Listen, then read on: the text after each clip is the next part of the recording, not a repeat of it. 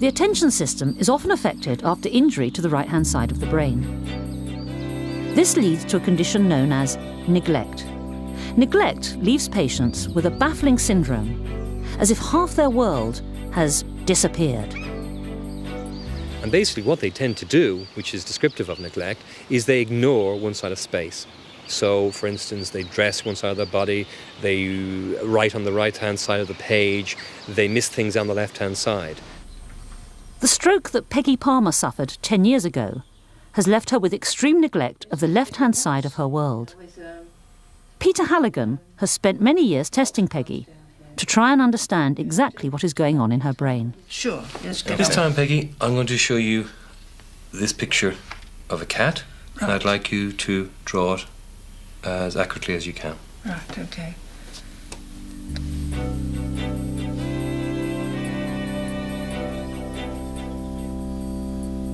Neglect has very little, if anything, to do with your eyes. The vast majority of the problem arises from the brain processes involved in attention.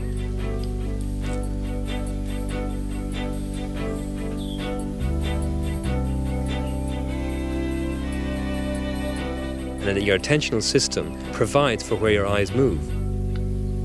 So in other words, if something happens in my visual field that's interesting, I'll move my eyes there. But why would you move your eyes there? Only if your attentional system indicated you needed to move there. So your eyes are slaves to your attentional system. And what's wrong in neglect is the attentional system has been damaged. You notice that this cat has got two tails. No, I didn't notice that. Look, so you don't have it on that side, do you? No. Is there anything else missing in it? You, for instance, look around the left-hand side. Is there anything? That looks missing. Yes, that shoulder's missing, isn't it? Yeah. Yes. The other part of the body is, isn't it? I don't think about it, you see. So you thought you'd drawn a complete cat with all the details? Yeah. Okay. Yeah. When I show this to you now, and you're seeing this again, does this surprise you? I was very surprised to see that other tail. Very surprised, yeah. And what do you think when you see... I really didn't see that at all. And what do you think when you see something like this now, when I draw attention to it? I don't know how I could have missed it. I don't know how I could have missed it. I really don't. Peggy, as far as I'm aware, never reports, when you ask her afterwards, seeing half a cat. In fact, I can draw a half a cat and show it to her, and she'll say that's a half a cat, and she can distinguish between a half cat and a full cat, so she can know the difference. What she draws is different to what she actually seems to see inside her brain. So Peggy is actually seeing a whole picture. Her brain is filling in the gaps, completing the parts that are missing. Peggy's neglect reveals another vital aspect of the brain's visual system. In her mind, her drawing is complete. What is missing on paper is generated by her imagination.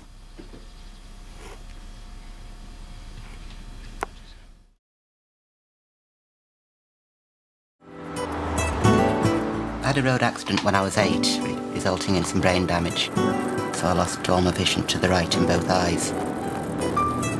As far as he was aware, he was completely blind on the right-hand side.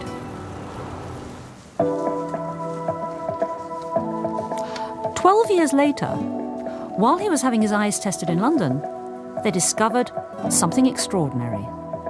It turned out Graham's brain could actually process visual information on both sides, even though he wasn't aware of it. Graham is a perfect case of a fascinating condition called blind sight. Graham's road accident destroyed just a small area at the back of his brain. If losing this area caused him to lose awareness of seeing, could this damaged area be the seat of consciousness? Weiskrantz experimented further. He showed Graham moving lights on his blind side. Right, unaware. Left, unaware.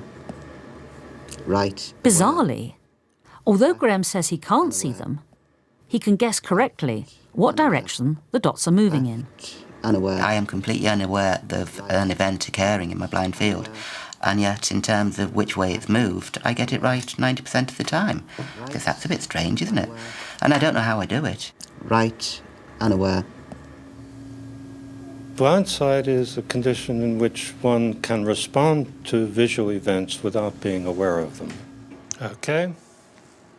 Now, that means that as you know what the brain damage is, you can start to say something about what areas of the brain are necessary, are critical for awareness. So what is going on inside Graham's brain? Scans suggest that when Graham is responding to the dots, but isn't aware of them, a very primitive visual pathway is active. But when he is actually seeing them, a whole new range of brain regions lights up.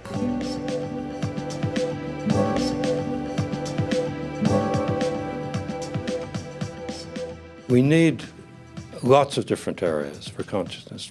Just to receive the information isn't sufficient. You have to do something with it to become aware.